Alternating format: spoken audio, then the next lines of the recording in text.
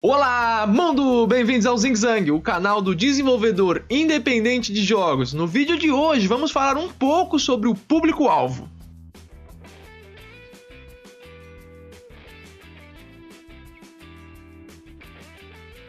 A receita do sucesso pode variar, assim como na cozinha, mas a receita do fracasso geralmente segue passos muito calculáveis. Pode ser por causa de má comunicação gráfica, um design ruim, uma jogabilidade entediante ou simplesmente não saber o seu público-alvo, que é o assunto desse vídeo.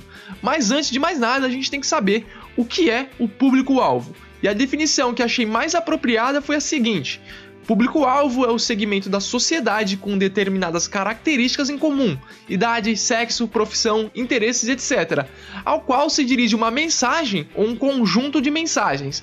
Ou seja, público-alvo é um grupo de pessoas que compartilha interesses em comum, seja musical, estético, gênero, opção sexual, altura, tamanho dos pés, vaidade, ou como ele toma Yakult, que inclusive o jeito certo é retirando o lacre e não furando.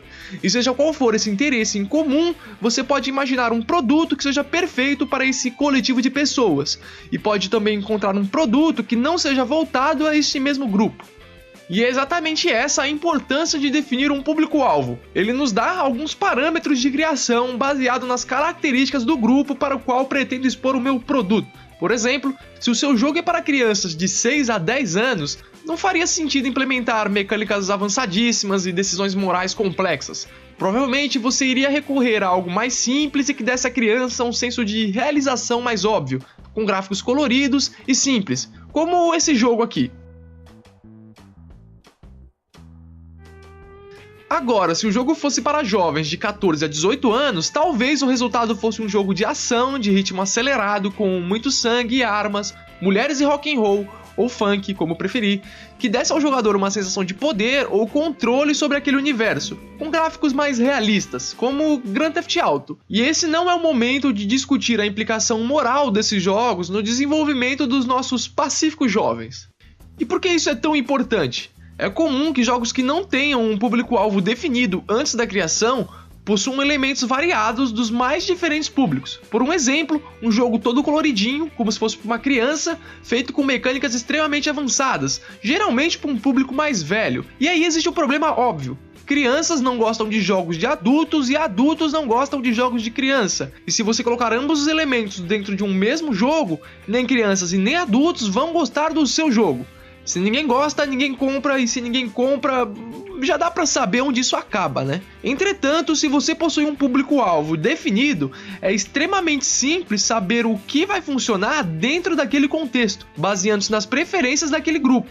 Por um exemplo, se o público-alvo do seu jogo fosse para estudantes de administração, um jogo de estratégia talvez seja apropriado, ou um jogo sobre não entrar na aula para beber cerveja no bar do outro lado da rua da faculdade.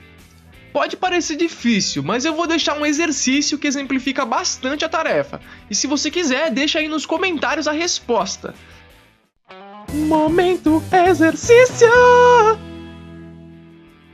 Eu vou te passar 3 personas e algumas características, e você deve desenvolver um jogo para uma delas, ou todas.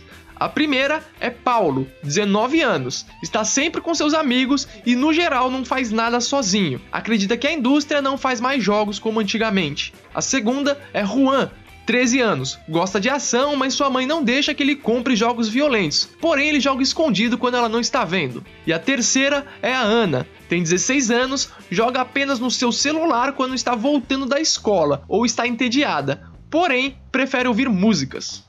O exercício é simples, mas o que vale é a prática. É muito fácil criar o jogo que nós queremos, mas a parte difícil da profissão é criar sobre os olhos e desejos de um outro alguém. Você pode criar suas próprias personas ou pedir que outras pessoas criem e praticar esse exercício com a sua equipe. E a parte positiva é que desse exercício saem muitas ideias boas para jogos.